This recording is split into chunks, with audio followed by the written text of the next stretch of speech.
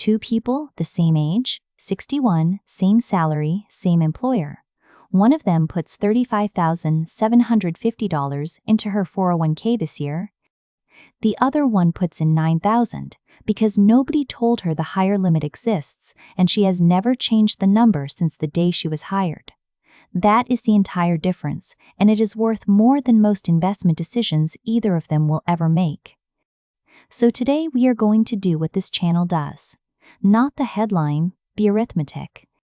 I'm going to show you exactly who is inside this 4-year window, what the extra contribution saves in tax at a couple of realistic income levels, and then the number that actually decides whether you do it, which is how much smaller your take-home pay gets on each check.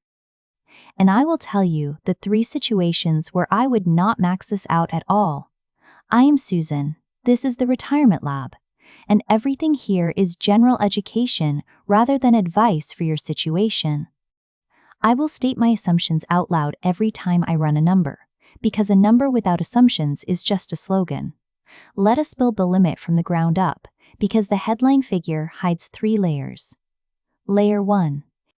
For 2026, the amount an employee can defer into a 401k is $24,500. That is the baseline everyone gets. Layer 2. If you are 50 or older, you can add a catch-up contribution of $8,000. That brings you to $32,500. Layer 3, and this is the new part people are talking about. If you are between 60 and 63, your catch-up rises to $11,250 instead of $8,000, not in addition to it. Instead of it. $24,500 plus $11,250 is $35,750. 2 conditions on that third layer, and both matter. The first is age, measured by the calendar year, so what counts is the age you reach during the year, not your birthday date. The second is that your plan has to allow it. This is not automatic. Plans have to adopt the higher catch-up, and if yours has not, your ceiling is $32,500 no matter what any article says. That is 1 phone call to your benefits department, and it is the first thing to check before you plan around this. And separately from all of that, the IRA limit for 2026 is $7,500, which is its own bucket. All right? What does the extra actually save you? Let us run it. Example 1. Assumptions first. A single filer, 61 years old, salary $110,000, currently contributing $10,000 a year, and we are looking only at federal income tax. No state tax, no other deductions modeled, and we assume she stays in the 22% bracket after the contribution lowers her taxable income. Going from $10,000 to the full $35,750 is an increase of $25,750. At a 22% marginal rate, that lowers her federal tax for the year by roughly $5,665. Notice the shape of that. She did not earn more. She did not pick better investments. She moved money from one pocket to another, and the tax bill came down by about the price of a used car. Example 2. Assumptions. A married couple, 61 and 62. Both working, both plans allow the higher catch-up, and both have enough income to fund it. Their combined ceiling is $71,500 in a single calendar year. I am not going to model their tax savings because the number depends entirely on where their joint income sits relative to the brackets, and I am not going to invent a household to make a bigger headline. What I want you to take from example 2 is only this. The window is per person, not per household. If you are the only one of the 2 of you paying attention, you are leaving the other half of it on the table. Now the number that actually decides this. The paycheck. Assumptions, 26 pay periods a year. Traditional pre-tax contributions rather than Roth. $25,750 of additional contribution divided by 26 checks is about $990 per check. Now here is the part almost nobody explains properly, and it is the reason people overestimate the pain. Your take-home pay does not drop by $990. A traditional pre-tax contribution reduces the wages your withholding is calculated on, so the tax withheld comes down at the same time. The money leaving your check is the contribution minus the tax you no longer have withheld on it. Your paycheck gets smaller, absolutely, but it gets smaller by less than the amount you saved. That is the single most useful sentence in this video, so let me put it plainly. The cost to your monthly cash flow is always smaller than the amount you are putting away, and most people assume the opposite and never run it. Let me run one more, because the first example used a comfortable salary, and that is not everybody. Example 3. Assumptions. A single filer, 62 years old, salary, $68,000, currently contributing $4,000 a year, federal tax only, and we assume the additional contribution comes off income taxed at 12%. Suppose she cannot get anywhere near the ceiling and instead raises her contribution by $6,000 for the year. At 12%, that is about $720 less in federal tax. Now, $720 is not a headline. But look at what she actually did. She moved $6,000 from spending into her own account, and the federal government effectively paid $720 of it. The cost to her cash flow was about $5,280, spread over 26 checks, roughly $203 a check.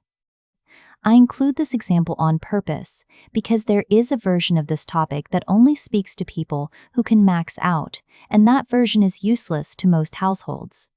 The window is not a pass or fail test. Any amount you move inside, it gets the same treatment. There is one more limit worth naming, because it comes up whenever an employer is generous. The total that can go into a 401k in 2026 from both you and your employer combined is $72,000. For most people, that number never binds, but if you have a strong match or a profit-sharing contribution, it is the ceiling above your ceiling. And what if your plan does not allow the higher catch-up at all? Then you are at $32,500 inside the plan, and the IRA sitting outside it still has its own $7,500 limit for 2026. Different rules apply to whether an IRA contribution is deductible depending on your income and your workplace coverage, so that is a question for whoever does your return, but the bucket exists and it is separate. Let me tie two other pieces in because they change the picture for people close to 65. The first is the standard deduction. For 2026, it is $16,100 if you file single and $32,200 if you are married filing jointly. If you are 65 or older, you add another $2,050 single or $1,650 per qualifying spouse on a joint return. And for tax years 2025 through 2028, there is an additional $6,000 deduction per eligible person aged 65 and up, which phases out above $75,000 of modified income for a single filer and $150,000 for a couple. Why does that matter here? Because for someone right at that phase-out edge, a large pre-tax contribution lowers the income that the phase-out is measured against. Two benefits from one decision. The second is the Medicare surcharge, and I want to be careful. Those surcharges are calculated from your tax return from 2 years earlier. So the income you report for this year is the income that sets your premium 2 years from now. Lowering taxable income this year can therefore matter later.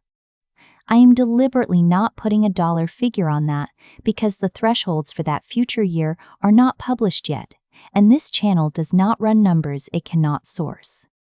Now, 3 situations where I would not max this out. This is the part the headlines never include. Situation 1. You do not have an emergency fund. Money inside a 401k is not money you can reach easily before 59.5 without consequences. And if a transmission failure would send you to a credit card at high interest, funding the ceiling is not the right first move. Build the buffer, then dial up the contribution. Situation 2. You are carrying high-interest debt. A guaranteed 22% saved on tax is excellent. Paying off a card charging more than that is better, and it is certain. Situation 3. You need the cash flow for something real in the near term. If you are supporting a parent or a child is in school, or your own hours are shaky, tying up $900 a check is a decision with a real cost attached. This benefit is a tool, not an obligation, and there is no prize for maxing it while the rest of your life strains. And one more thing that is not a warning but a reminder. Some plans let you choose Roth contributions inside the 401k instead of traditional. The math in this episode is for traditional pre-tax contributions. Roth changes the arithmetic completely because there is no tax reduction today. Whether that trade makes sense depends on where your bracket is now versus where you expect it to be later, and that is a conversation for your own numbers, not for a video. Let me put a household on this, because 4 numbers in a row start to blur.